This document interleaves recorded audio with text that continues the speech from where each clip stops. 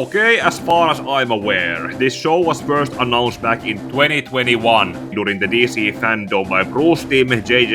Abrams and Matt Reeves. Then it spent a couple of years in development hell while most people were suspecting that J.J. Abrams had scammed Warner Bros. Of $250 million in a 5-year deal. Then it finally decided to come out by dropping all 10 episodes of the first season on Amazon Prime, instead of the streaming platform formerly known as HBO Max. I say this while acknowledging that David Zaslav has been going jack torrents on new animated shows on Max, but dumping all the episodes in one go comes across as if a guilty party was trying to prove they had not scammed that money and had indeed been working on something, in which the usual suspects are calling out for doing everything incorrectly with some parts of it. That is how Batman Caped Crusader, a new Batman cartoon they for some reason named after Adam West's Batman, has made its way into the popular culture just like how someone's adventures with Superman did, but with less cringe that makes me want to harm myself. For example, the pacing of Batman Caped Crusader is much more patient in going forward in comparison to Mauve's sped-up speech diarrhea, where everyone acts like they are in a hurry to leave the recording studio. Then there is how Barbara Gordon has been aged up to being closer to Bruce Wayne's age and being made a public defender instead of librarian. But Bruce Timm has acknowledged that his audiences do not like that particular pairing and has so gotten the message to not go with it again. Then there is how the show is going for the aesthetics of the late 30s/early 40s, without mentioning what the year actually is to justify how racism and sexism are not present to stop some ing of certain characters and not have the canonically lesbian characters hide their relationships in public. I say this while reminding how in a previous video I brought up how hiding her sexuality in the 1950s inspired a certain Finnish children's author to create new characters and stories to serve as an allegory for her experiences that I didn't even realize was an allegory until I was a grown man. Meaning that there could have been a story in having the canonically lesbian Renee Montoya hide her sexuality during this era, because the open-mindedness like this feels hollow when the class warfare between rich and poor, middle class and lower class, as well as the sexism that the female Penguin claims that she had to fight against seem to be a thing. Not to mention, it feels extra hollow to have implied sexism against Montoya as the only female GCPD officer, while no one seems to care about her sexuality to hold it against her along with it. Although if thing is a practice used in the world of the show, then I would not be surprised if a racist character like Arnold Flash would go and himself into whomever this poor man used to be before. Okay, and with those nitpicks out of the way, so I don't need to talk about them anymore. Now let's talk about the actual Batman Caped Crusader show on its own. Since all the episodes came out in one go, I binged through all of them in one go too. So if you have not done the same, this is your only spoiler warning.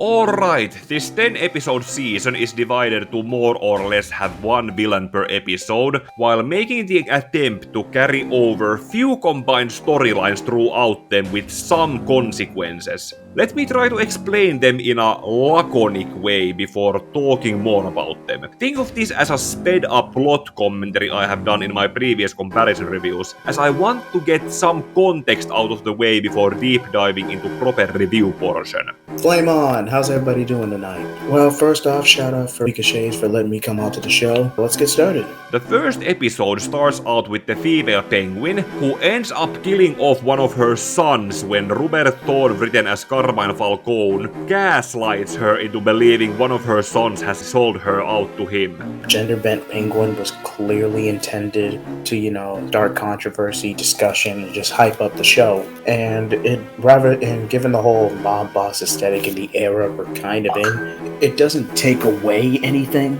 but it is a little jarring to pretty much see a gender-bent penguin when there's no precedent for it. I'll admit it's a little jarring, but I just feel like this slot could have been used for like Bish Mooney from the Gotham series, or even an original character to begin with. And spoilers for the larger season as a whole, the penguin episode doesn't really play a larger role. Batman fails to stop her from destroying the police headquarters with a railgun, and before that he commits vehicular manslaughter on those goons about to silence Penguin's other son who did sell her out to Thorn. The second episode is about the Golden Age Clayface, in an attempt to portray him as a disfigured actor turned serial killer, because his co-star was not that friendly into him, while Batman and Montoya separately try to track him down. Definitely the weakest out of the lot, but if I had to have an opinion on it, it's a little ham-fisted with the movie aesthetic at that time period. Clayface always playing the villain, but never the hero. It tries to play this Phantom of the Opera type deal, and I get where they were going with the concept, but this Clayface episode, it would have been a lot stronger if it was a two-parter, if that makes sense. But as a standalone, it's just, I'm not going to say it's weak, but it's more boring than anything. Oh, and Clayface is used to parody and or to reference the Shadow.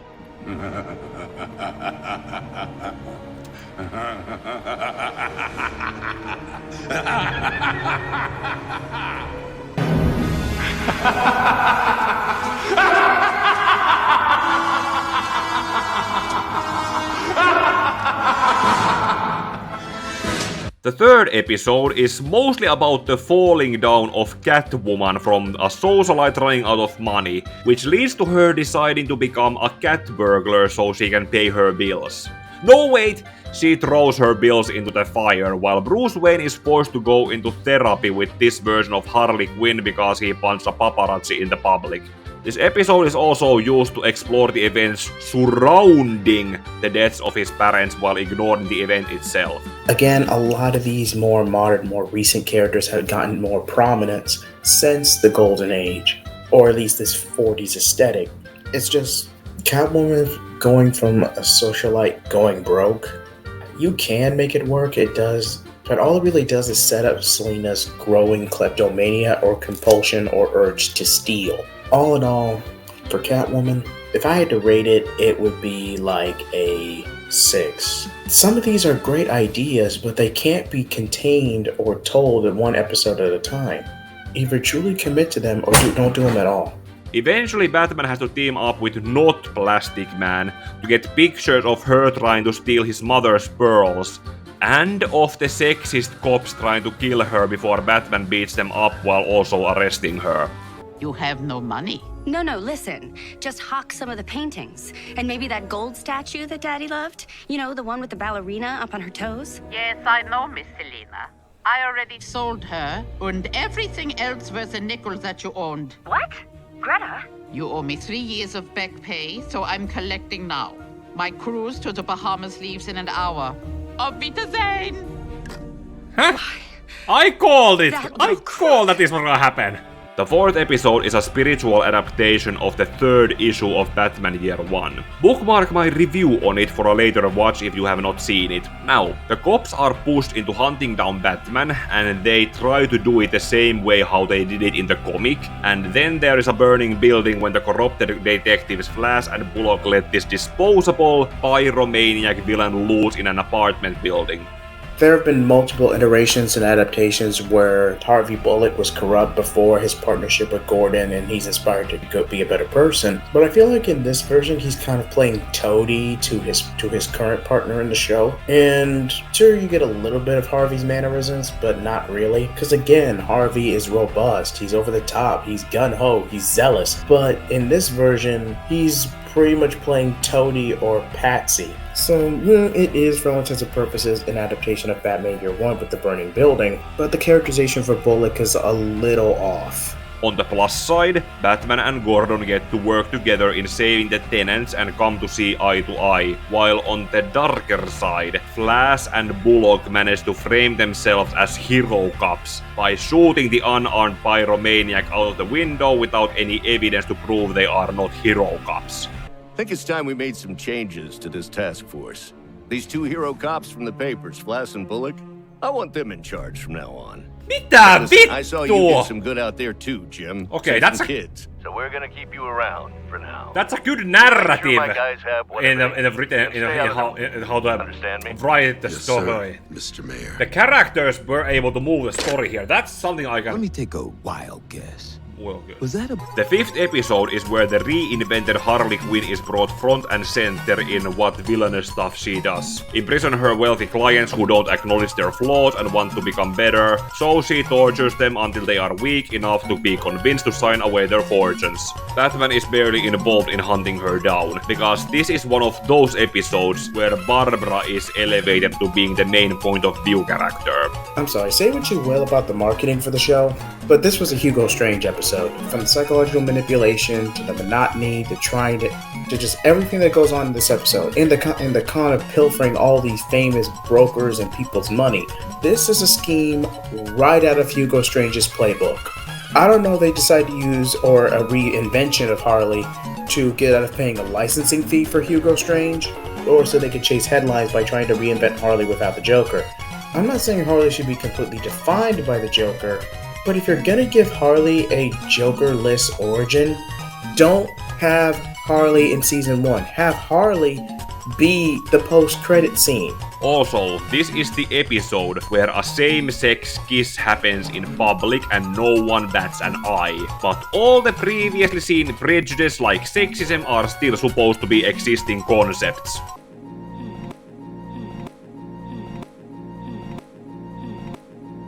The 6th episode is where the supernatural aspects of this show are brought front and center with Gentleman Ghost, who is said to have been previously alive in a time where class warfare between nobles and the common people had turned him into a reverse Robin Hood, who steals from the poor and gives to himself. This comes apparent when he refuses to take Harvey Dent's money during a train robbery in favor of robbing the poor of what they have, and Batman learns how to exercise him to move on with the help of Papa Midnight while Alfred almost ends up possessed. This is supposed to be a part of Batman's character development since he has been treating Alfred as an expendable hired help. I kind of like this episode, the zaniness, the supernatural elements, but trying to balance more grounded storytelling with supernatural or fantasized elements. The only thing I really didn't like about this episode is they kind of tease breadcrumbs about Alfred's survivor's guilt over what happened in Crime Alley and the death of the Waynes, and how he feels responsible for enabling Bruce's crusade, his obsession with vengeance, and the very notion of becoming Batman. Alfred contemplating the notion of being an enabler. And although that's a deep conversation to have, you can tell the showrunners either didn't prioritize that by trying to give Alfred a focused episode, or they tried to do what little they could. They tried to trim the fat a bit by prioritizing other characters, and then sprinkled a little bit into this episode. And then while trying to bait, and then maybe potentially if Crusader gets a season 2, maybe focus into that. The 7th episode is the one with Onomatopeia being hired to assassinate Gordon.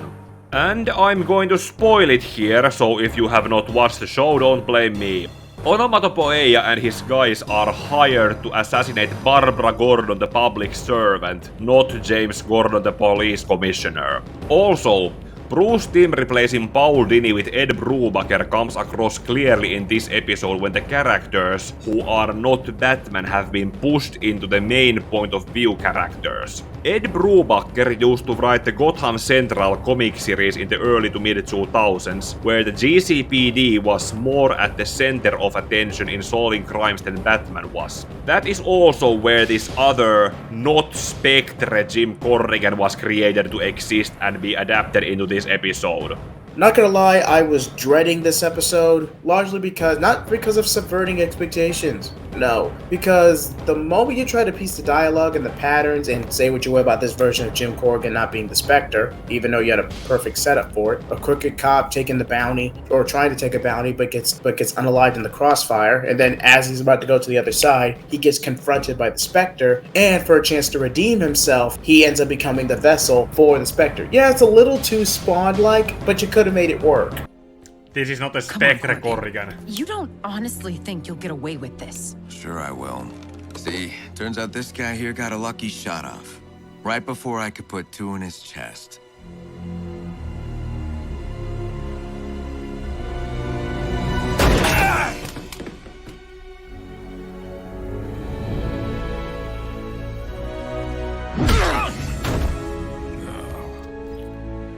So that's not the Jim Corrigan who is the Spectre, it's the other Corrigan who killed Crispus Allen. The 8th episode is a carryover from an episode that Bruce Timm has said that he wanted to do when working on Batman the Animated Series about Nocturna. It's told like a horror movie set in a circus carnival where Nocturna and her brother live/work at, and the stand-ins for Robins are used as her would-be victims. Nocturna is a vampire-like character, and the not Robins in the episode are orphans looked after by Leslie Tompkins, aka they are nothing like their namesakes. Yeah, the Nocturna episode was relatively tame. Yeah, I definitely could see Nocturna, instead of being a vampire, she kind of like feeds on the life and vitality of others. Kind of like a vampire, but not really. Even then, even in the context of BTAS, you could have gotten away with it. You may have had to hold back a bit, but even in the context of BTAS, and even you could have gotten away with using Nocturna for an episode, or even an older Nocturna for an episode. Dealing with Nocturna also showcases how Batman is psychologically unable to commit murder or let anyone else to die as long as he can stop it. Also, this is the very first episode that acknowledges for the first time that Bruce Wayne and Harvey Dent are supposed to be friends. Because guess how the episode ends? No niin. Here's what happens to double cross.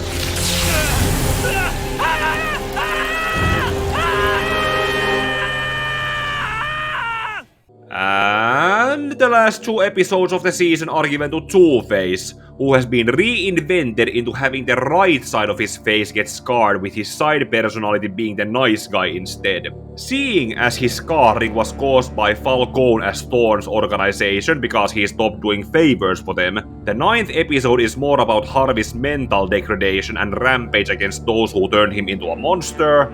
And I'm sorry, I just can't get past this. Why is the animation so goddamn cheap? I mean, seriously, it is so bland and jagged in places. It's like everyone keeps using the same character builds, model designs over and over and over again. Once you notice it, you can't unsee it, is what I'm saying. While the 10th episode has him calmed down to have his nice guy side personality work with Batman and the good cops, as well as the public defender Barbara trying to protect him from the dirty cops until he can testify where most of the metaphorical bodies are buried.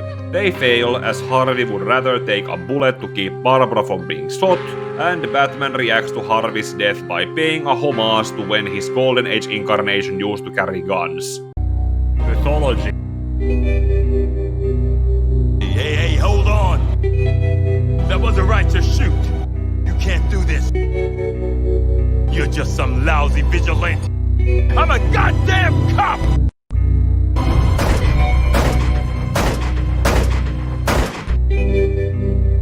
Jumalauta, did he just... Oh, around his head.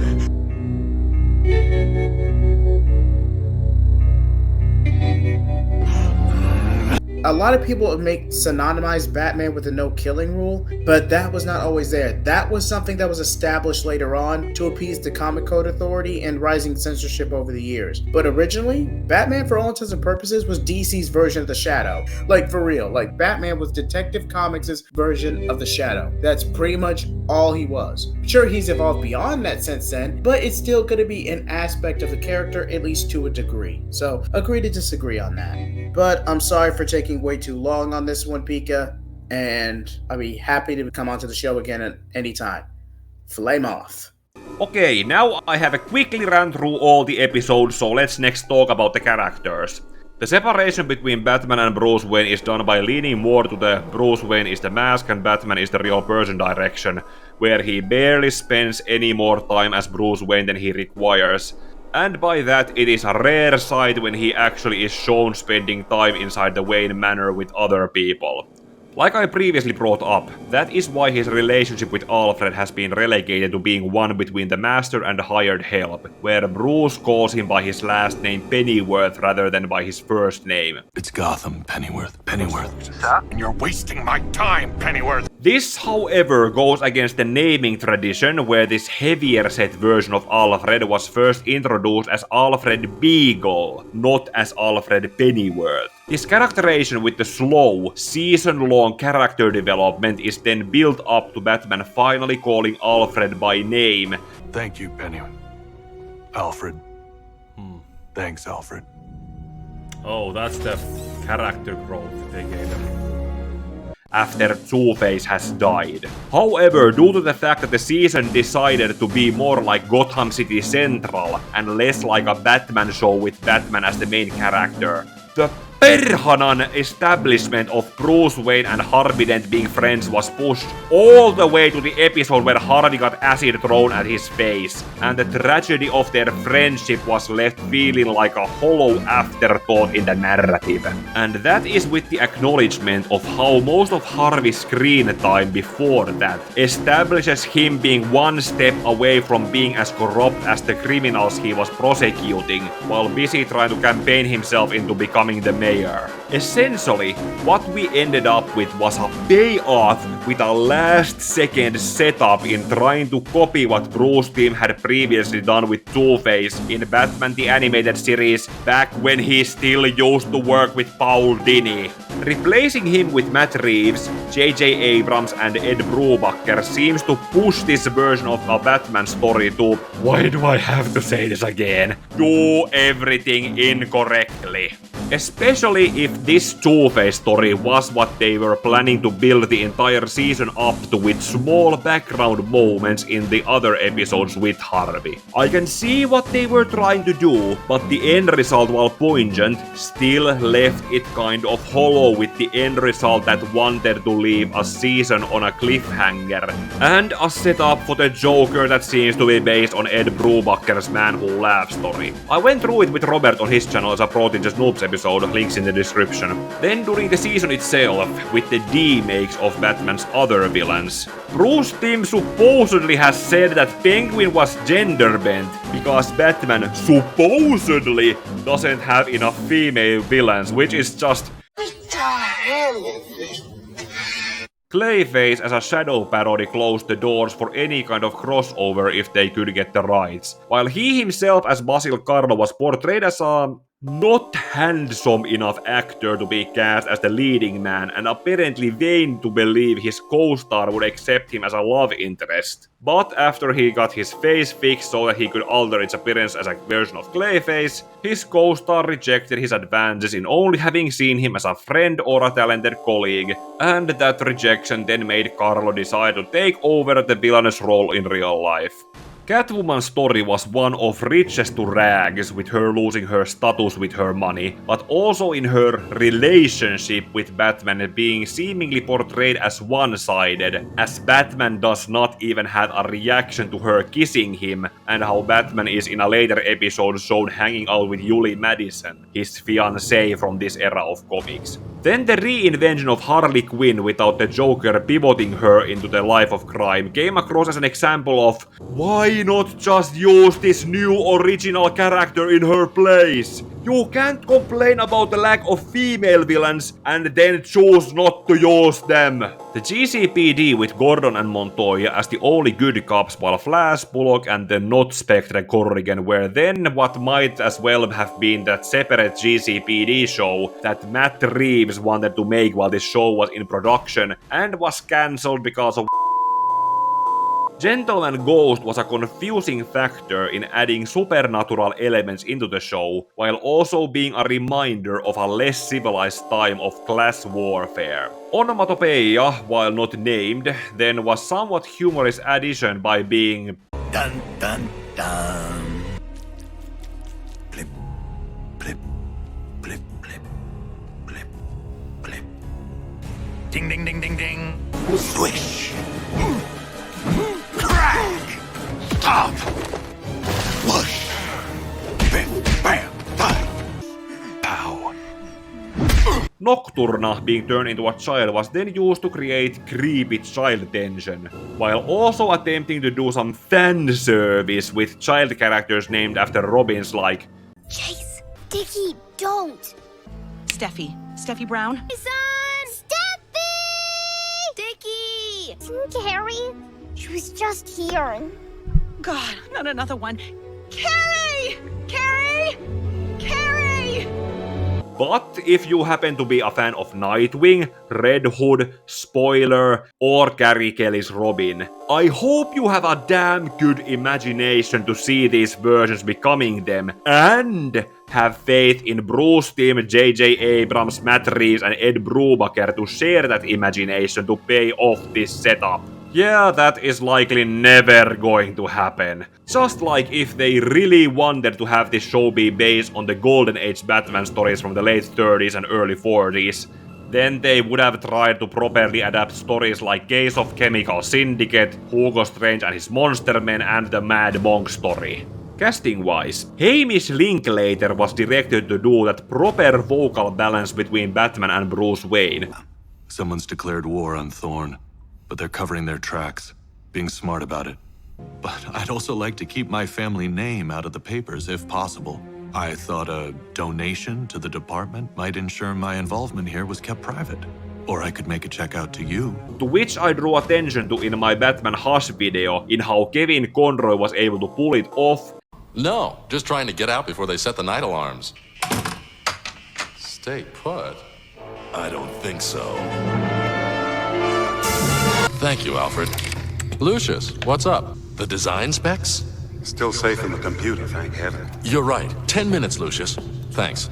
And Jason O'Mara was not. That wasn't it. Truth be told, I like that about you.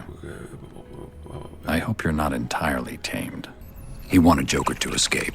It was all planned so Joker would wake up in time to free himself, as Harley attacked. Then he ran to the opera, arriving just as Tom was killed. This show also had other Batman voice actors in it, with Dietrich Baber from Batman Brave and the Bold cartoon voicing Twoface. What? I believe you.